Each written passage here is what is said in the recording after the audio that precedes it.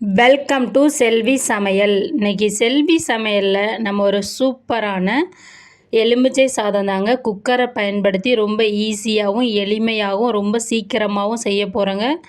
வாங்க எப்படி செய்கிறதுன்னு பார்ப்போம். நீங்கள் முதல்ல எலுமிச்சை சாதம் குக்கரில் செய்ய போகிறீங்கன்னா நான் சொல்கிற மாதிரி ஸ்டெப்பாக செஞ்சிங்கன்னா கரெக்டாக அழகாக உங்களுக்கு உதிரியாக சூப்பராக வருங்க. நம்ம லெமன் ரசம் தனியாக வச்சு செஞ்சால் எந்த அளவுக்கு பொலப்பொலப்பாக உதிரியாக வருமோ அந்த அளவுக்கு வரும். வாங்க இப்போ நம்ம எலுமிச்சை சாதம் குக்கரில் செய்ய என்னென்ன பொருட்கள் தேவைன்னு பார்ப்போம். அதுக்கு 1 டீஸ்பூன் கடுகு எடுத்திருக்கேன், 10 முந்திரி, 2 டீஸ்பூன் கடலைப்பருப்பு, 2 டீஸ்பூன் உளுத்தம்பருப்பு, கருவேப்பிலை 2 கொத்து, காஞ்ச மிளகாய் 3, பச்சை மிளகாய் 2, லெமன் ஒரு 3 எடுத்துருக்கேங்க சின்ன சைஸ், பெருங்காயத்தூள் சிறிதளவு, நல்லெண்ணெய் ஒரு 3 ஸ்பூன் எடுத்துக்கோங்க. வாங்க இப்போ நான் 1 கப் நார்மலாக சாப்பாட்டு அரிசி புழுங்கல் அரிசி தாங்க வச்சுருக்கேன். நல்லா 2லேருந்து 3 தடவை வாஷ் பண்ணிவிட்டு தண்ணியில் ஊற வச்சு வச்சுருக்கேங்க. ஒரு 15 நிமிஷம் ஊற வச்சு எடுத்துக்கோங்க, அப்போ தான் நல்லா உதிரியாக கிடைக்கும். வாங்க இப்போ நம்ம அடுப்பை ஆன் பண்ணிவிட்டு அடுப்பில் குக்கர் வச்சுக்கலாம். குக்கர் சூடான பிறகு நம்ம 3லேருந்து 4 ஸ்பூன் நல்லெண்ணெய் ஆட் பண்ணிக்கலாங்க. நல்லெண்ணெயில் செஞ்சால் தாங்க ரொம்ப டேஸ்ட்டாக இருக்கும் லெமன் சாதம். எண்ணெய் காஞ்ச பிறகு கடுகு ஆட் பண்ணி கடுகு நல்லா பொரிய விடுங்க. கடுகு நல்லா பொரிஞ்ச பிறகு நம்ம எடுத்து வச்சுருக்க 2 டீஸ்பூன் வெள்ளை உளுந்து ஆட் பண்ணிக்கலாங்க. வெள்ளை உளுந்து ஆட் பண்ணிவிட்டு மிதமான தீயில் வச்சு நல்லா கலர் மாற வரைக்கும் ஒரு 30 செகண்ட் வறுத்துக்கலாங்க. உளுந்து வறுபட்ட பிறகு நம்ம வச்சுருக்க 2 டீஸ்பூன் கடலைப்பருப்பு ஆட் பண்ணி கடலைப்பருப்பு நல்லா பொன்னிறமாக வறுத்துக்கலாங்க. அதோட கலர் நல்லா மாறி வருது பாருங்கள். 10 முந்திரி பருப்பு ஆட் பண்ணிக்கலாம். உங்களுக்கு விருப்பம்னா நீங்கள் 2லேருந்து 3 ஸ்பூன் வேர்க்கடலை ஆட் பண்ணிக்கலாங்க. வறுக்காத வேர்க்கடலை இந்த எண்ணெயில் வச்சு நல்லா பொரிய வச்சிங்கன்னா சூப்பராக இருக்கும் சாப்பிட்றப்ப. அது கூட 3 காய்ந்த மிளகாவை கிள்ளி ஆட் பண்ணிக்கிறேங்க. 2 பச்சை மிளகாய் ஆட் பண்ணிக்கிறேன். பச்சை மிளகாய், காஞ்ச மிளகாய், உளுத்தம்பருப்பு, கடலைப்பருப்பு, முந்திரி எல்லாம் நல்லா வதங்கணுங்க. வதங்கின பிறகு ஒரு 1/4 டீஸ்பூன் மிளகு ஜீரகம் சேர்ந்த கலவை ஆட் பண்ணிக்கலாங்க. அந்த ஃப்ளேவர் கொடுக்கும், ஜீரகம் நல்லாயிருக்கும். அது கூட 2 கொத்து கருவேப்பிலை ஆட் பண்ணி கருவேப்பிலையை நல்லா பொரிய விடுங்க. இது எல்லாமே சிம்மில் வச்சு தான் செய்யணும், ஹை ஃப்ளேமில் வச்சு செய்யக்கூடாது. இப்போ இதோட கலர் நல்லா மாறி இருக்குது பாருங்கள், கோல்டன் ப்ரௌன் கலராக மாறின பிறகு ஒரு 1/2 டீஸ்பூன் பெருங்காயத்தூள் ஆட் பண்ணிக்கிங்க. பெருங்காயத்தூள் ஆட் பண்ணிவிட்டு நல்லா மிக்ஸ் பண்ணுங்கள்.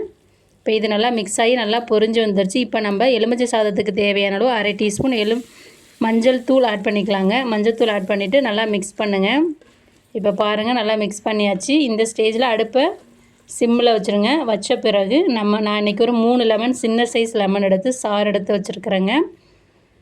உங்களோட லெமன் பெருசாக இருந்தால் நீங்கள் 2 எடுத்தால் போதும். நான் சின்ன சைஸாக இருக்கும் 2 சைஸ் எடுத்து வச்சுருக்கேன். எனக்கு 3லேருந்து 4 டேபிள் ஸ்பூன் அளவுக்கு லெமன் வந்ததுங்க. அதை ஆட் பண்ணிக்கிறேங்க. ஆட் பண்ணிவிட்டு நீங்கள் லெமனை ஆட் பண்ணுறப்ப ரொம்ப அதிகமாக புகை வரும். ஏன்னா தண்ணி சேர்க்கறதுனால எண்ணெய் மட்டும் தான் இருக்குது, அதனால் வரும். அதனால் பார்த்து கேர்ஃபுல்லாக சேர்த்துக்குங்க. இப்போ சேர்த்த பிறகு நல்லா மிக்ஸ் பண்ணி விடுங்க. இதை நல்லா மிக்ஸ் பண்ணியாச்சுங்க. இந்த ஸ்டேஜில் நான் 1 கப் அரிசி எடுத்திருக்கேன். அதுக்கு நான் 3 கப் தண்ணி ஆட் பண்ணிக்கிறேங்க. உங்கள் அரிசியோட அளவை பொறுத்தது நீங்கள் தண்ணி கூட குறைச்சி எடுத்துக்கலாம். என்னுடைய அரிசி 1 கப்புக்கு 3 கப் வச்சா கரெக்டாக இருக்கும். நான் அதனால் 3 கப் வச்சுக்கிறேங்க. நான் புழுங்கல் அரிசி பொன்னி அரிசி தான் எடுத்திருக்கேன். நீங்கள் பாஸ்மதி ரைஸ் வேணாலும் யூஸ் பண்ணிக்கலாம். இதை நல்லா மிக்ஸ் பண்ணுங்கள். மிக்ஸ் பண்ண பிறகு சுவைக்கேற்ப கல் உப்பு ஆட் பண்ணுங்கள். கல் உப்பு ஆட் பண்ணி செஞ்சிங்கன்னா ரொம்ப டேஸ்ட்டாக இருக்கும், சுவையாக இருக்கும் லெமன் சாதம். நல்லா மிக்ஸ் பண்ணி விடுங்க. மிக்ஸ் பண்ண பிறகு நம்ம இப்போ 1 கப் அரிசியை எடுத்து 2லேருந்து 3 தடவை தண்ணியில் வாஷ் பண்ணிவிட்டு ஒரு 15லேருந்து 20 நிமிஷம் ஊற வச்சு வச்சுருக்கேங்க. தண்ணி எதுவும் இல்லாத அதை நம்ம இதில் ஆட் பண்ணிக்கலாங்க. நீங்கள் பாஸ்மதி ரைஸ் எடுத்திங்கன்னா 1 கப்புக்கு 2 கப் தண்ணி வச்சா போதுங்க. அடுப்பை வந்து சிம்மில் வச்சு தான் நம்ம வேக வைக்கணும். இப்போ இதை நல்லா மிக்ஸ் பண்ணிட்டேன். மிக்ஸ் பண்ண பிறகு கேஸ்கெட் போட்டு விசில் போட்டுக்கலாம். அடுப்பை வந்து சிம்மில் வச்சு தான் 3 விசிலும் நீங்கள் விடணும். அப்போ தான் நமக்கு சாதம் வந்து குலையாமல் உதிரியாக பொலப்பாக சூப்பராக வருங்க. நம்ம லெமன் ரசம் வச்சு செஞ்சால் எப்படி வருமோ அதே மாதிரி லெமன் சாதம் நமக்கு கிடைக்குங்க. ரொம்ப ஈஸியாக செய்யலாங்க, நமக்கு டைம் சேவ் ஆகும். இப்போ 3 விசில் வந்துருச்சு. நான் ஏரை ரிலீஸ் பண்ணிவிட்டு ஓப்பன் பண்ணி காமிக்கிறேன் பாருங்கள். இப்போ ஓப்பன் பண்ணி காமிக்கிறேன். நல்லா வெந்து நமக்கு நல்லா உதிரியாக இருக்குது. அந்த ஹீட் இருக்கிறதுனால உங்களுக்கு கிளியராக தெரியலை. ஹீட்டு கொஞ்சம் ரிலீஸ் ஆகிட்டு அந்த ஆவி கொஞ்சம் அடங்குனா கரெக்டாக இருக்குங்க. இப்போ வாங்க இதை நம்ம ஒரு பவுலில் வந்து சர்வ் பண்ணிக்கலாம். பாருங்கள் இப்போ எவ்வளோ உதிரியாக பொலப்பாக இருக்குது பாருங்கள். நம்ம லெமன் ரசம் வச்சு கிளறினா கூட அவ்வளோ பொலப்பாக உதிரியாக இருக்குமா என்னன்னு தெரில, அந்தளவுக்கு உதிரியாக வந்திருக்குங்க.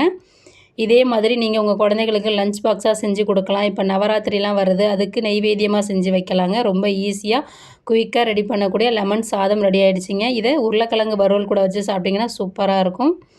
இதே மாதிரி நீங்களும் உங்கள் வீட்டில் குக்கரை பயன்படுத்தி ஈஸியாக எளிமையாக லெமன் சாதம் செஞ்சு சாப்பிட்டு பார்த்துட்டு எப்படி இருந்ததுன்னு சொல்லுங்கள். நம்ம சேனலை லைக் பண்ணுங்கள், ஷேர் பண்ணுங்கள், சப்ஸ்கிரைப் பண்ணுங்கள், கமெண்ட் பண்ணுங்கள். Thank you very much. நெக்ஸ்ட் வீடியோவில் பார்ப்போம்.